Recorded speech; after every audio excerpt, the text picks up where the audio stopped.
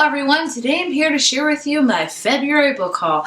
Like always, there's a ton of books because there's no explanation, you know, you buy, you receive some, that's just how it goes. So I did buy half of these, I want to say, and then the rest I got sent by publishers via boxes and just publishers in general. So let's begin with the books that I actually bought this month. I didn't buy too many, I've only bought like 5 or 6. So I'm proud of myself for that fact because last month I went a little bit overboard. So I only bought 5 or 6 books and I think I got about maybe like 7 or 8 from publishers, which is a lot. I usually don't get that much every single month from publishers. I just got a huge batch of books from one particular publisher, so I just want to throw that disclaimer out there. Anyway, without further ado, let's get on to my February book haul. The first book I bought, I actually have already read, I just needed to own it, and that is Big Little Lies by Liam Moriarty. Obviously, you can see this is the TV show cover, and I'm not usually a fan of, you know, TV and movie show covers, but sometimes if they're out and then they're the cheapest, that's what you just gotta go with. So as of filming, I have seen the first episode. The second episode hasn't aired yet, but I did really enjoy the first episode, and I do plan to maybe film an episode review each one, or maybe I'll just do a wrap-up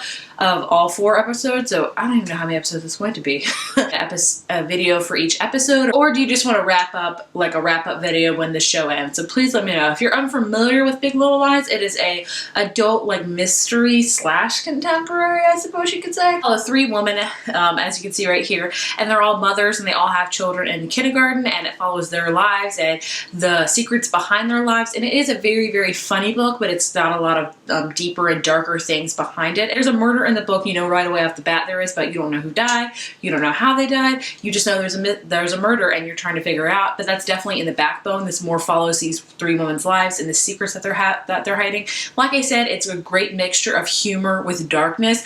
I love this book. It's one of my favorite books by Liam Moriarty, so I highly recommend you read it if you are interested in the show, because I do think the read is worth it. It is quite long, and it does take a little bit of time to get into, but once you're in it, you will become addicted to it. That is for sure. The next book I bought is because everyone on BookTube has been talking about it a lot, and it sounds like a really amazing book, and that is A List of Cages by Robin Rowe. This cover is beautiful. I love all the stars in it. This is a very deep book. It's about these 2 boys that really knew each other very well, Adam and Julian. Julian is placed into Adam's actual home when he's in foster care, so Julian's in foster care. Then years later, Julian, they become a very good friendship. They form a very good bond. Then Julian gets taken out of Adam's home by his uncle, and he really never heard of him again. Surfaces when Adam is a senior in high school, and the high school counselor has helped to track down this one elusive freshman, and it turns out to be Julian. So they start reconnecting, and Adam's learning that Julian may be hiding some things that he really shouldn't be hiding, and his home life may be not what it seems. So it's all about that. I mean, I'm sure you can pretty much guess what's going on just by the gist of the synopsis, but it sounds like it's going to be a very good friendship book, a very good, you know, things that need to be talked about book. So I'm very, very excited to read it because I've been hearing nothing but good things about this book. So I'm excited to read it. The next book I bought, I have actually already reviewed, which I will link right here, and that is My Not So Perfect Life by Sophie Kinsella. This is an adult chick lit novel, and I loved it so. I love Sophie Kinsella. She's my favorite chick lit author. It's all about a woman named Katie, and Katie is trying to live the London life, and she's not doing so well. She has a crappy apartment, she has a crappy commute, she has a job that she really wants to move up in, but she really can't. And then, you know, one day things are turning around. She may be having a love interest. She may actually be moving up in her job, and then she gets fired out of the blue. So she has to move home to Somerset and her father's farm, and her father wants to open this glamping business, so Katie helps run that and becomes successful. The boss that fired Katie ends up staying at this glamping business, only she has no clue who Katie is. She completely forgot about her. So it's all about that. It's also about Katie really coming to terms with herself, learning what she wants to do in life, you know, who she wants to be. This is definitely a good romance book, but the romance takes the back burner where it focuses on our main character. Like I said, I have a whole review of it on it. Go check it out. I freaking loved it. And I listened to it via audio, and I loved it so much I had to buy a copy because sometimes it happens. The next book I bought is London Belongs to Me by Jacqueline Middleton. I've also been hearing about this a lot as well. I think this is a new adult book, maybe, or like a new adult chick lit. I don't know too much about it. With contemporaries, I really don't need to know too much about it. If it's got romance and swoon stuff, I'm sold usually. But I do know it's about a girl named Alex who moves to London, and she wants to go there because it has one of her favorite TV shows, plays, and fangirls heroes. So she believes London is where she belongs. So that's all I need to know, because I have a fascination in London. I've always wanted to go there, and this book will probably make me want to go there even more. But I've heard really good things about it. I'm excited to read it. You know, I always like keeping a few or like, you know, 5 or 6 contemporaries on my shelf and pull from in case I get in a reading slump, because that is what really helps me get out of a reading slump, is picking up a contemporary. So I like kind of save them up on my shelf. But I'm excited to read this one because I've heard a lot of good things about it, and the cover is so freaking adorable. And the last book I bought this month is By Your Side by Casey West. Again, I have a review of this one as well. This is a contemporary book all about a girl and guy that get stuck in the library together, and that's all I really need to know. If you want to learn more, check out my review. I do not spoil anything. I like this book. I didn't love it. I wanted to like it more, but Casey West just writes really fun, cute contemporaries, and if you're looking for just that, like what I just said, and you want something to fly through, this book would definitely help you out with that. You can definitely fly through this book, and it will put a smile on your face. It just wasn't my favorite Casey West book. Moving on to the book I got in my Al Crate box this month. If you want to see that unboxing, again, right here. And that is Caraval by Stephanie Garber. Let's just talk about the cover because it is freaking beautiful. Look how shiny and shimmery it is. And on the back, it even has like the Caraval ticket, and the hardback has this teardrop. I just lost my page because I'm reading this right now. A teardrop on it. Even on the end pages, it's just very, very beautiful. It has a map in it, I think, of Caraval. Yes, there it is. It shows you everything, what's in Caraval. It's just very, very beautifully made. I love when publishers take the time with end pages and pages in between. It even has like little notes in it. It just looks very, very beautiful. I haven't heard about this book on surprise because it's been blowing up on BookTube, which is why I am reading it. Because it happens. The BookTube hype. You gotta give it sometimes, and I definitely have given it. This is all about this carnival. It comes once a year in a faraway land, and Scarlett has always wanted to go. She lives in this very faraway island, and she can never quite go to Caraval. And finally one day she gets an invitation to go, and her and her sister sneak off and go to it. Only when they get there, her sister Tella is actually kidnapped, and by the ringmaster legend, apparently this whole like week of Caraval, because it's a week-long thing, focuses around her sister Tella, and whoever finds her first gets a prize, which is a wish, and it's just amazing. And when you go to this carnival, you're not just going, you're an active participant in it. This whole book tells you not to get swept too far away because it's all just, you know, carnival. It's all like magic and stuff. But I mean, is it really? I mean, this girl's sister got kidnapped. You gonna take that seriously? I would for sure. But I've heard really, really good things about it, so I cannot wait to read it. I'm already reading it actually. I'm only like on 10 pages in, but I'm liking what I'm reading so far. But I'm excited to see what I think of it. The next book, Quirk Book, sent to me, and that is Geekarella by Ashley Posen. Look at this cover, it's so adorable. It's a very, very heavy book too. Like, look at the hardback. It's got like a fan sign, I forget exactly what it is. The end pages are really cute too. Look at this, it's adorable. Quirk is known for their well-made books. Like, they're all very beautifully made. They all put really a lot of detail into them, so I really love it. This is about this geek girl, she calls herself Ellie. She goes to this cosplays contest, and then I think she meets this guy who's actually an actor, and he's cast into her favorite like TV show or something like that, and so he's trying to learn more things about it.